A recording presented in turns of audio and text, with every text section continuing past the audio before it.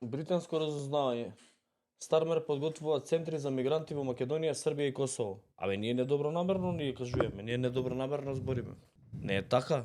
Прашањето до британската амбасада и британскиот амбасадор беше дали мимо оние договори кои што ги видовме јавно, кои што беа подпишани, Христијан Мицкоски, премиерот Христијан Мицкоски и премиерот на Велика Британија, односно на Обединетото кралство Кир Стармер, разговарале за изградба на мигрантски кампови во Република Македонија или популарно наречени во Британија Return Hubs. Пошто ние знаевме, поучени од примерот со Руанда, ние знаевме дека првите договори кои што ќе ги подпишат нема да станува збор за кампови за мигранти.